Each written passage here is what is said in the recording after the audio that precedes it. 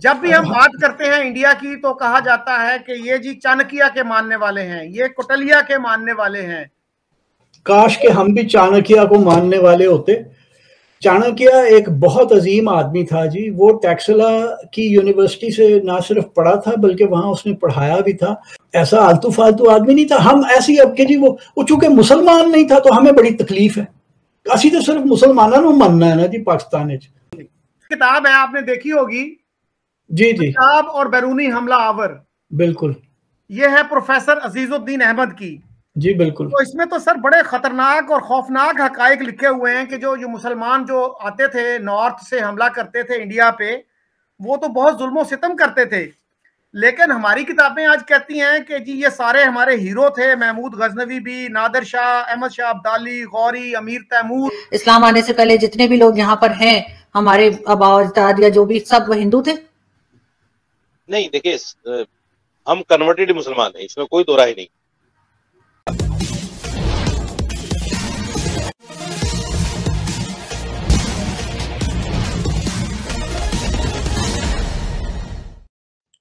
पाकिस्तानी भी एक अजीब कौम है। वे चाणक्य को नहीं मानते हैं क्योंकि वह मुसलमान नहीं थे, जबकि पूरी दुनिया चाणक्य की बुद्धि का लोहा मानती है। उनके अर्थशास्त्र से पूरी दुनिया प्रभावित है। जबकि दूसरी तरफ पाकिस्तान मोहम्मद गौरी, मोहम्मद गजनवी को अपना मानते हैं क्योंकि वे मुसलमान थे। जबकि उनके बारे में हकीकत यह है कि जब उन्होंने भारत पर आक्रमण किया था, लूट मार किया था, उस समय पाकिस्तान भी भारत का ही अंग था।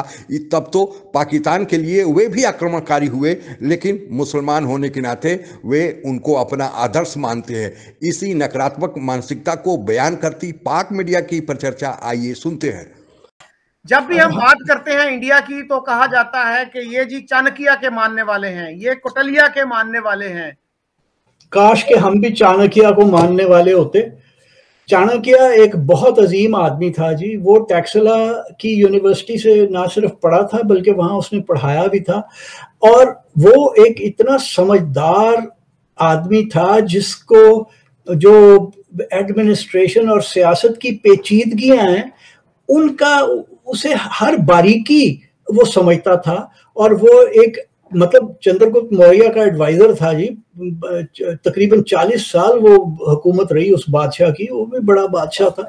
तो चाणक्य कोई ऐसा आलतू फालतू आदमी नहीं था। हम ऐसी अब के जी वो चूंकि मुसलमान नहीं था तो हमें बड़ी तकलीफ है। असी तो सिर्फ मुसलमानों को मानना है ना जी पाकिस्तान। तो अगर आप अर्थशास्त्र, मैंने वो पूरी नहीं पढ़ी, मैंने तो ऐसे एक्सर्प्ट इधर उधर से पढ़े हैं।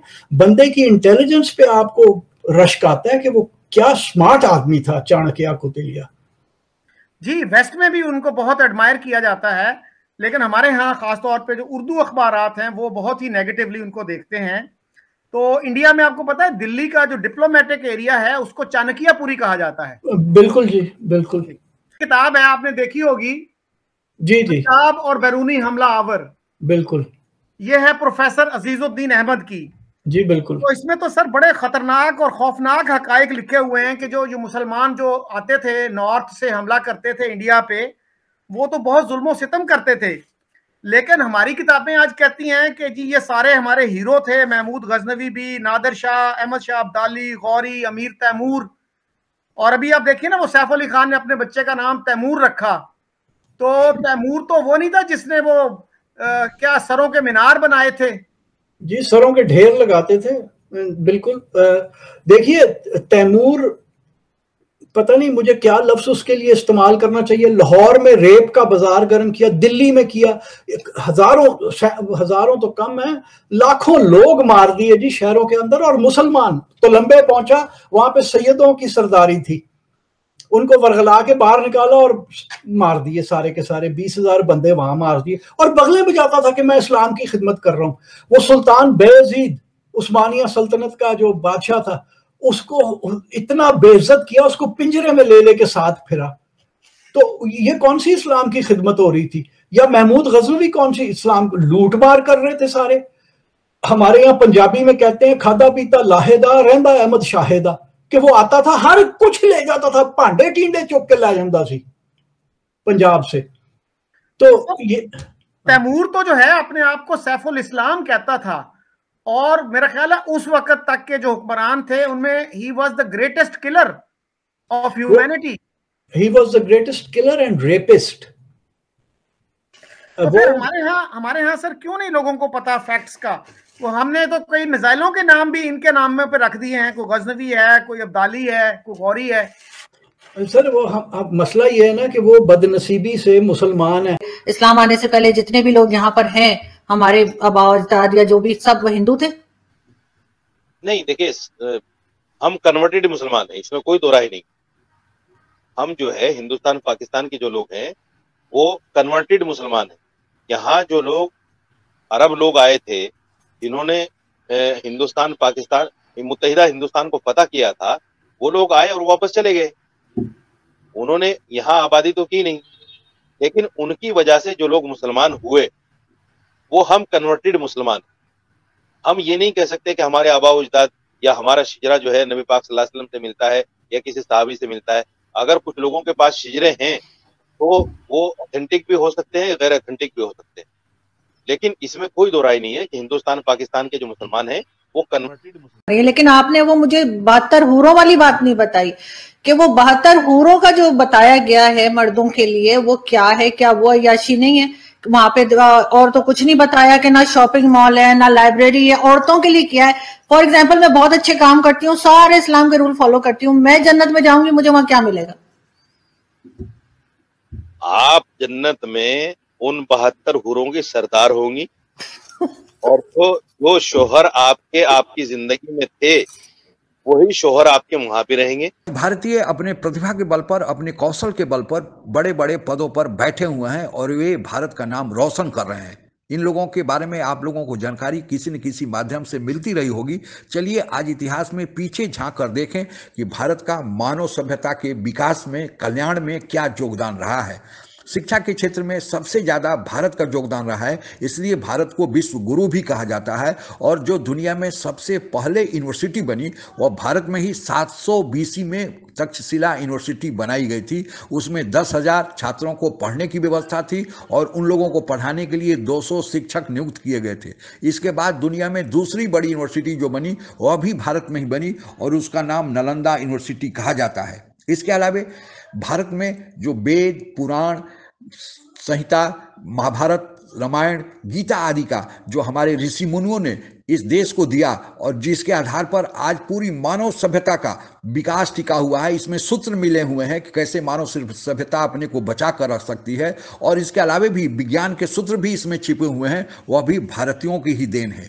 इसके अलावा भारत में जीरो का आविष्कार किया गया था जिनका श्रेय आर्यभट्ट को जाता है। आज जीरो ही पूरे गणित का आधार स्तंभ है।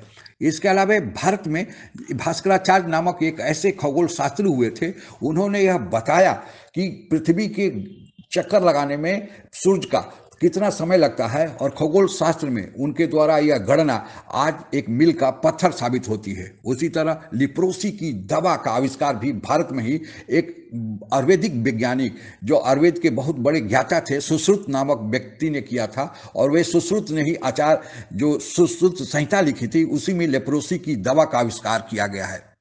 साथ ही भारत में आयुर्वेदा जो चिकित्सा पद्धतियों में एक महत्वपूर्ण चिकित्सा पद्धति है, उस आयुर्वेदा का भी आविष्कार का श्रेय भारत को ही जाता है।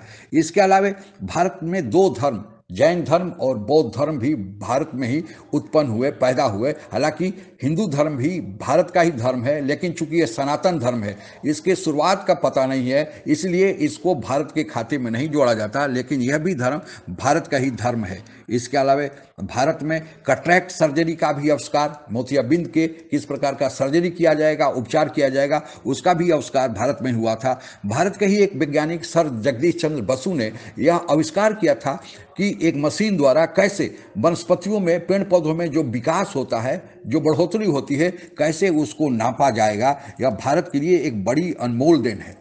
यूएसबी, आज इंफॉर्मेशन टेक्नोलॉजी के युग में बिना यूएसबी का काम नहीं चलेगा, लेकिन उस यूएसबी के आविष्कार का भी श्रेय भारत के ही एक अजय भी भट्ट को जाता है।